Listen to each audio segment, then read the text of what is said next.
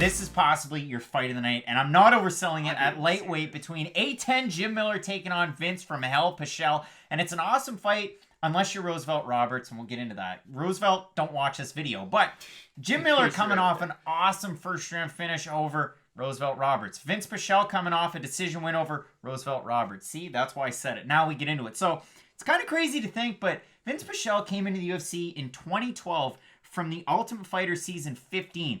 So there, and in the UFC, he's gone 5-2, and he's fought some decent competition. Now, he lost his first fight, Rustem Khabilov. Stuff like that's going to happen. His other loss coming to Gregor Gillespie, where he got finished by the wrestler.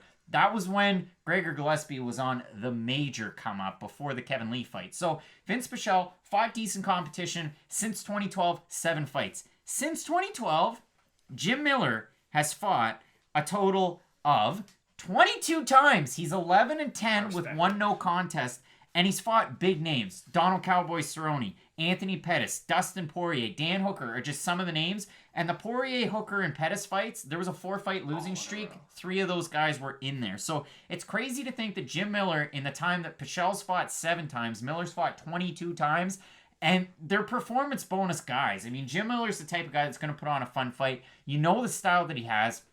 He's going to back up, stand southpaw, throw an overhand left every now and again, and he is the slickest, most underrated guy with his jiu-jitsu. Now, you saw it in his last fight against Roberts, because Roberts, with a bit of a slip, Miller hops in there, grabs things up, secures that submission win. So, Jim Miller in that fight, I know we had picked Roberts to win it, and maybe you say people counted him out, but Jim Miller's still getting things done at 36. The younger fighter, these two. It's crazy to think of that as well. It is kind of insane. And this fight is very much a fight for the hardcore fans. We need a new trophy, because I'm going to start giving out my Matt Brown Award of the Weekend. Now, the Matt Brown Award of the Weekend is for fighters who are definitely past their prime, but they're not like BJ Penn when they fight. It's not sad to watch them fight. It's like, hey, they might still put on a really entertaining performance. Jim Miller has that award this weekend. If you love MMA, you're definitely a fan of Jim Miller, just because he's been around for so long, and he's fought, like you said, even at this later stage of his career, his level of competition has been through the roof. That 4-fight losing streak. The other one is Francisco Trinaldo, who I think we all know is an extremely talented martial artist. So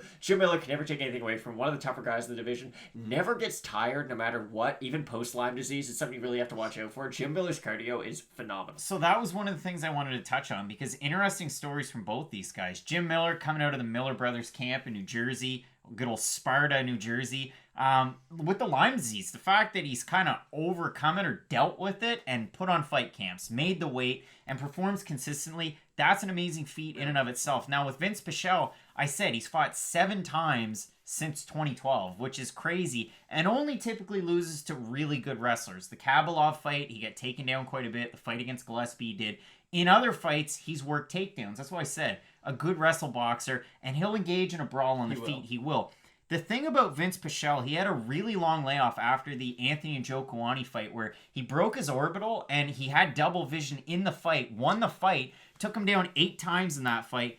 And then between that and Damian Brown, it was like a 3-year layoff. And that Damian Brown fight, if you want to see a fun one, Vinc Pichel, Damian Brown is one of those underrated ones that if you have a friend that wants to get into fighting, show him that fight. That one's amazing. But he had a lot of time off there.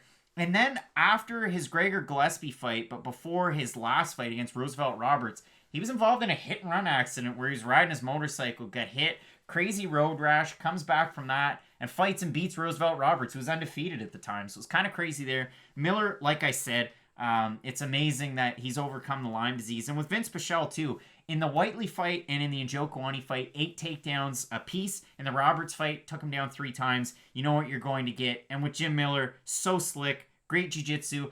He's only been submitted in this long run since 2012 by Nate Diaz, Michael Chiesa, and Charles Oliveira. I think that's absolutely insane. Yeah, there's just some pretty good grapplers. And that's kind of what we talk about, too. We talk about there's levels to just being a black belt. People love to throw that out there. Well, this guy's a black belt in jiu-jitsu. Jim Miller's a phenomenal grappler, and there's still people out there who can beat him. Now, with this fight, it's a really frustrating fight for Pichel. I think it's going to be, just because when you look at what Pichel doesn't do well, it kind of plays into Jim Miller's strengths very much. Because in the Pichel fight with Gillespie especially, you know Jim Miller's going to go for the same game plan that Gillespie had. The difference is, A, Gillespie's a lot younger. He's a much more credentialed wrestler out of the two. But Jim Miller's probably going to try to do the same thing. Shoot for the legs, try to make it ugly early, try to take away that gas tank of Pichel, because He's not a guy who's known to gas, but he's a guy who you can gas if you have really good cardio yourself and if you make him work. And Jim Miller, he's one of those guys kind of in that Clay Guida category where he's just always doing something. There's never a period in a Jim Miller fight where there's just these long periods of inactivity. He's always either throwing volume or going for takedowns, just trying to switch it up on his opponent.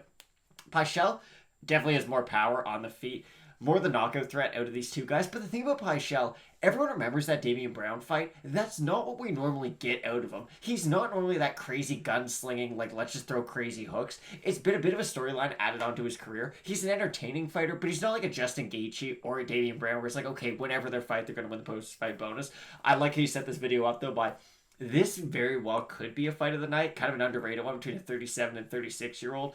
And I like the matchmaking, too. It's not like you're trying to build a name off Jim Miller right now with Pichel or vice versa. It's two guys who are at a later stage in their career, just probably going to put on a really entertaining fight for everybody. So I'm going to pick Jim Miller by decision. I just like his wrestling a little bit more than Pichel because, like you had mentioned, Pichel, when he's doing really well, he's mixing up his own wrestling in with his strikes. But Miller's a good enough wrestler that I don't think Pichel's going to be able to take him down. And even if he does, Miller off of his back or just on the ground is a nightmare for pretty much anybody. So the majority of Pichel's strengths kind of play into Miller's as well. So unless Pichel can go out there and just kind of starch him with a big hook early on, I don't see how Jim Miller doesn't get it done. The way that I see this fight, and listen, if you're going to go with Jim Miller, let us know in the comments as well if you agree with Matt on this one. And I can certainly see it. It's close because if you look at the odds right now, they're pick'em odds. They are favoring Pichel as the week's gone on, or as the few days have gone on since this fight was announced, because over on Tapology, only 135 votes, 85, I wanted to say, but 83% going Miller, 67% by sub. I think out of that small sample size, there's some recency bias with his last fight against Roosevelt Roberts. And again, it was one of those ones where you expected Roberts, it was going to be a stand-up fight. Roberts, a longer fighter, might be able to get the win. He slips. Miller goes in. Veteran savvy move. It was a great win by Jim Miller. Don't want to take anything away from him there. But it's one of those ones where Vinc Pichel doesn't typically get too happy with his hands. He's not one of those guys that's going to go in there and go absolutely ape and go wild. So he's one of those guys that can technically strike. He's one of the bigger guys at 55 as well. I know Jim Miller doesn't typically struggle with the bigger guys, and it's not like Vinc Pichel. I can say, oh, well, you know, Michael Chiesa submitted Jim Miller. They're the same because they're both big guys. They're not. They're two totally different fighters. But for me, Vinc Pichel, the wrestling, I think the advantage might just lie slightly with Pichel. You're insane. I'm sorry. I agree with everything you said until that. I like his striking. I mean, if we really want to get into the nuts and the bolts, it gets weird because if you want to get into the striking numbers and this and that, Vinc Pichel, over his short stint in the UFC, is going to go 4 more takedowns. That number's slightly skewed because, again, I talked about the Whiteley fight and the Njokuani fight. It's not like Anthony Njokuani was some king with his takedown defense. The troubling stat, of course, is the takedown defense, but it's for both guys because Jim Miller fought 22 times in the time that Vinc Pichel fought 7 times. 46% takedown defense for Miller. For Pichel, smaller sample size, 22% takedown defense, which isn't great. So if Miller can take him down, can get on top, and even Miller on his back, you have to worry about the submission abilities. I like the pressure from Pichel in this fight. If he's got to try and at least fake a takedown and work his striking, I think that's where I wanted to go with it. But I think that's where I was going to go with it. That was where I was going to go with it. I think there's a lot of different tools that Pichel brings into this fight. And I think I'm surprised that Tapology votes are going one way. I'm sure everybody in the comments is going to trash me and they're going to go with Jim Miller and agree with Matt. And if you want to, by all means, water off a duck's back. I think it's a great matchup. I just think it slightly favors Pichel in certain regards. I think on the feet it definitely does, but the second you bring into wrestling and grappling, I don't see how Jim Miller's not going to be the superior both. And when you look at the stats, Jim Miller doesn't have great takedown defense because he doesn't really mind being taken down by most guys. That's how good of a grappler he is. With Pichel, it's not like he's actively trying to work off of his back, trying to make things happen. The majority of the time when he gets taken down, he's looking to get right back up to his feet and then enact his game plan again. So I think the stats are a little misleading.